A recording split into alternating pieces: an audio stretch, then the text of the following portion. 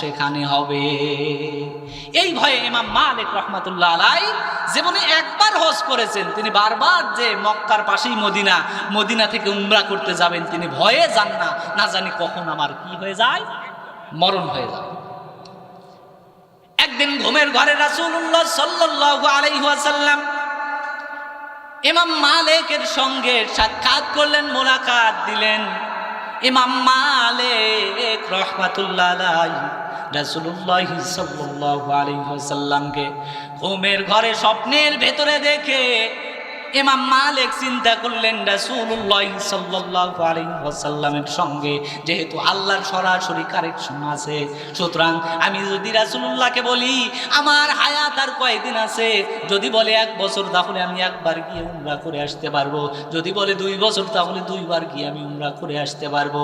এই বুঝে তিনি ইমাম মালিক রহমাতুল্লাহ আলাইহি রাসূলুল্লাহ সাল্লাল্লাহু আলাইহি ওয়াসাল্লামকে বলছেন যে ইয়া রাসূলুল্লাহ, ইয়া হাবিবাল্লাহ, আপনার তো সরাসরি আল্লাহর সঙ্গে কানেকশন, আপনি একটু আল্লাহর থেকে জেনে বলে দেন যে আমার হায়াত আর কত আছে। আল্লাহু আকবার। ইমাম মালিক রহমাতুল্লাহ আলাইহি রাসূলুল্লাহকে ঘুমের ঘরে যখন এই প্রশ্ন করলেন, রাসূল আমার ডান হাত মোবারক উঁচু করে 5টি আঙ্গুল ইমাম মালিককে দেখিয়ে দিলেন। আল্লাহু আকবার বলেন। 5 আঙ্গুল দেখিয়ে দিলেন, ইমাম মালিকের ঘুমটা ভেঙে গেল। এখন ঘুম ভাঙা মাত্র ইমাম মালিক রহমাতুল্লাহ আলাইহি চিন্তায় পড়ে গেলেন।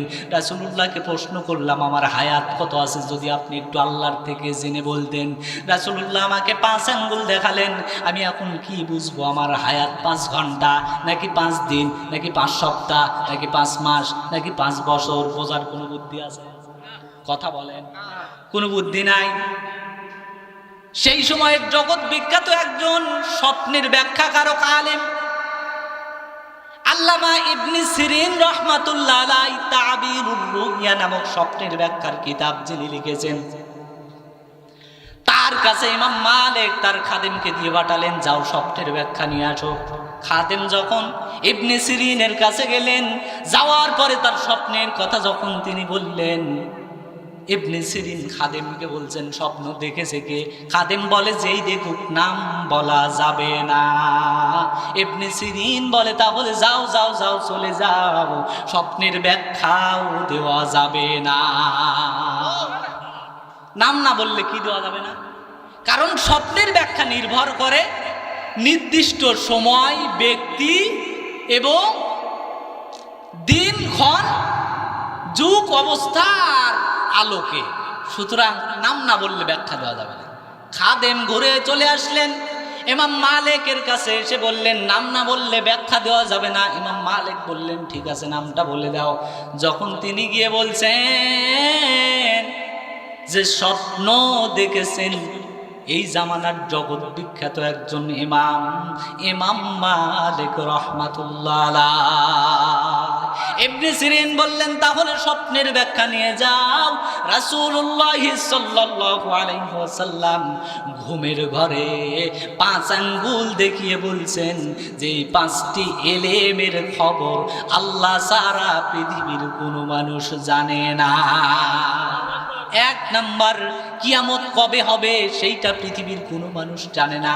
2 নাম্বার, আপনার মরণ কখন হবে, কোথায় হবে, কিভাবে হবে জানেন কে? 3 নাম্বার, বান্দা আগামীকাল কি উপার্জন করবে, কি খাবে, কি খেয়ে জীবন ধারণ করবে পৃথিবীর কোনো মানুষ জানে না, একজন জানেন, তিনি কে?